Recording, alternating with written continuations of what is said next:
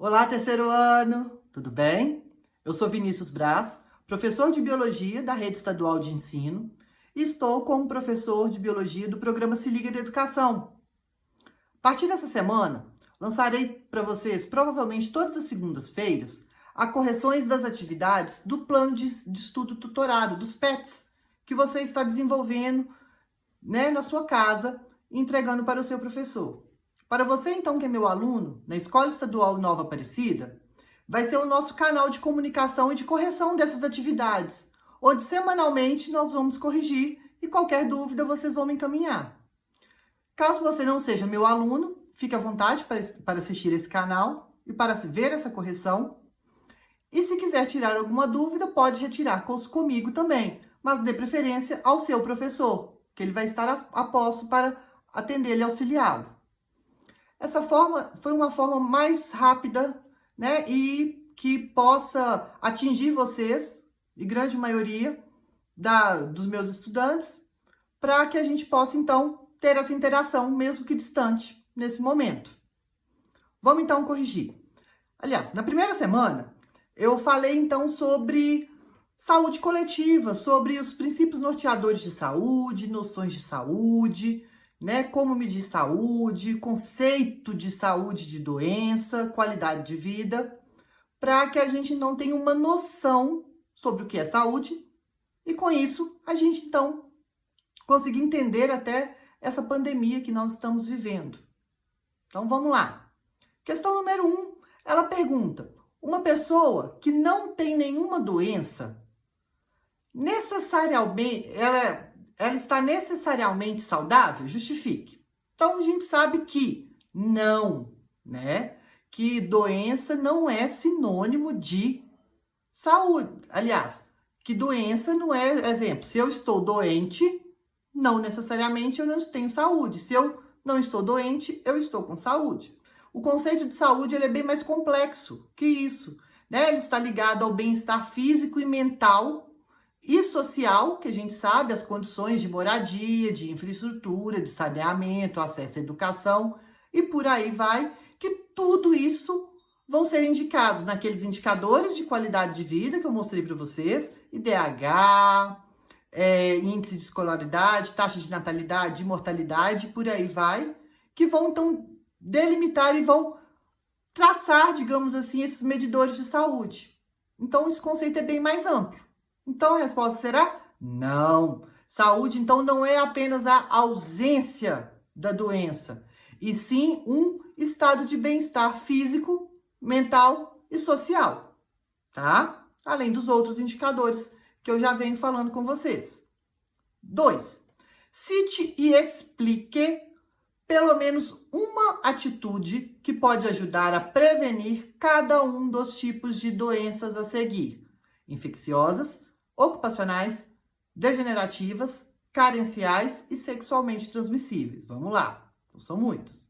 É uma resposta pessoal, onde você vai citar e explicar para mim. Eu vou citando e explicando, tá? Aqui ao mesmo tempo, para a gente estar fazendo e você ver o que você colocou.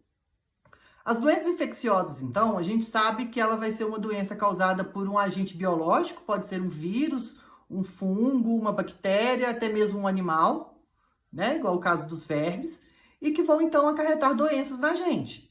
Qual que, então, são as principais formas, então, que eu posso ajudar a prevenir essas doenças? A gente sabe que muitas dessas doenças infecciosas estão ligadas às boas práticas de higiene, de noções de saneamento, Então, lavar bem as mãos, lavar os alimentos e por aí vai. E também a vacinação, em alguns casos, para aquelas doenças que não temos vacina, tá? Então, manter o seu cartão de vacina atualizado é uma forma de prevenção e é essencial.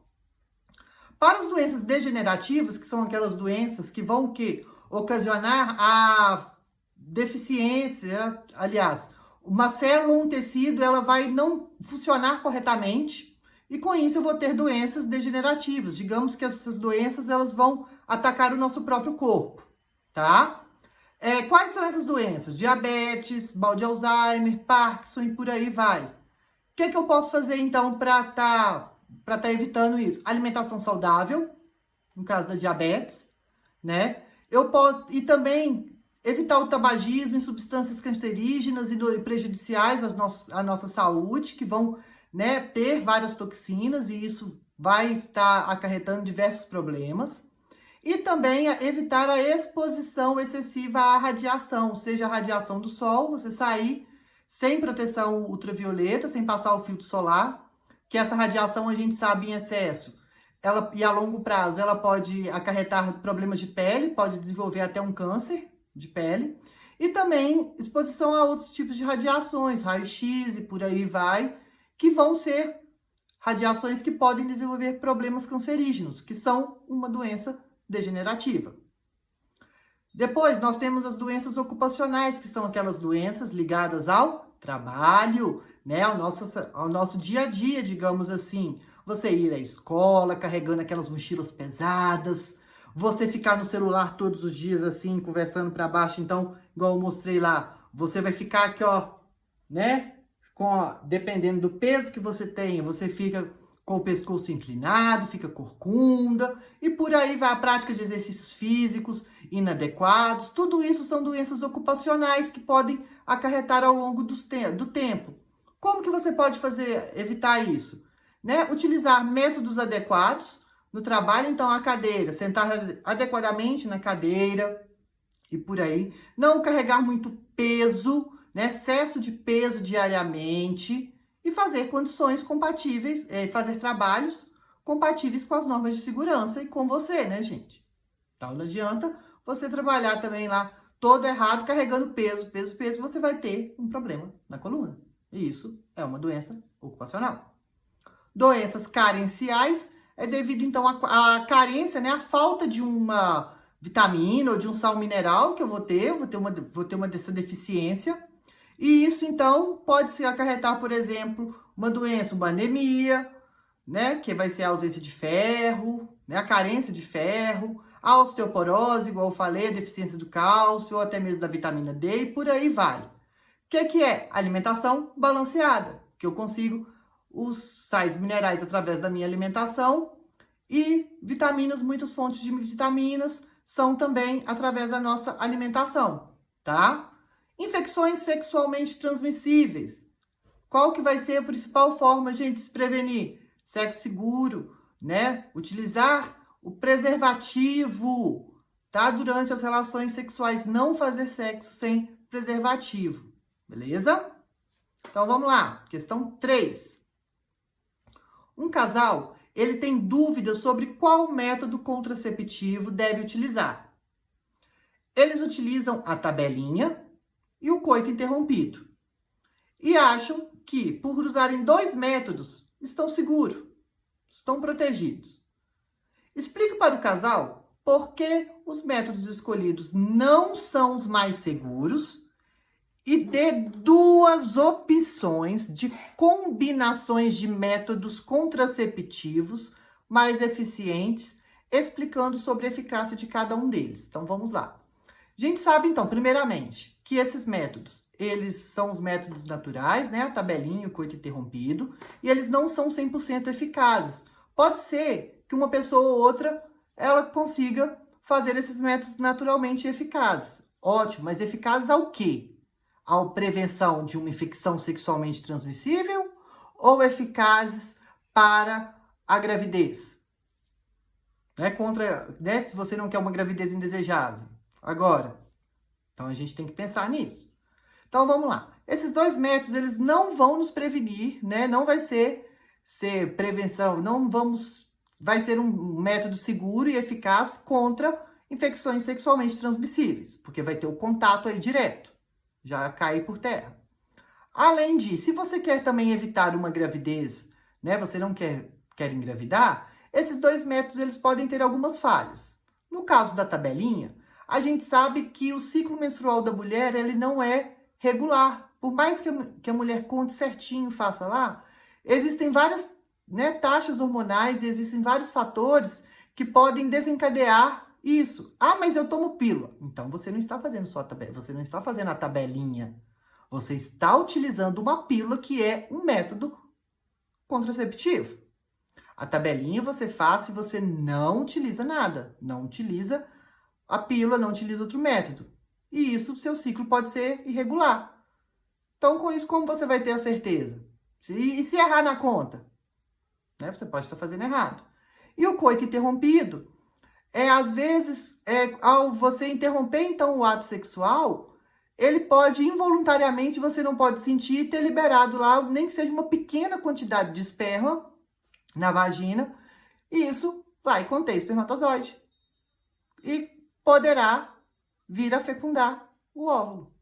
Então, olha aí, esses dois métodos não são 100% seguros, né, e eficazes. Quais são os métodos mais eficazes?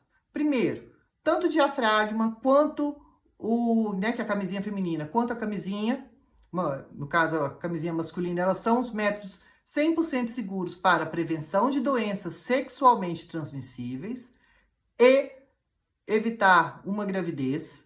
Então, são esses dois. Se você quer evitar a gravidez, podemos citar também pílula, onde você vai ao médico e vai consultar, ele vai te receitar a sua pílula de acordo com a sua necessidade, de acordo com o seu organismo, que o seu organismo precisa, e ele vai agir de várias ações, impedindo a ovulação, impedindo a menstruação e por aí vai. E nós temos também o DIU, que vai ser um método de barreira também, que vai impedir, né, seja ele químico ou mecânico, você vai diminuir, você vai impedir a fecundação do espermatozoide ao óvulo.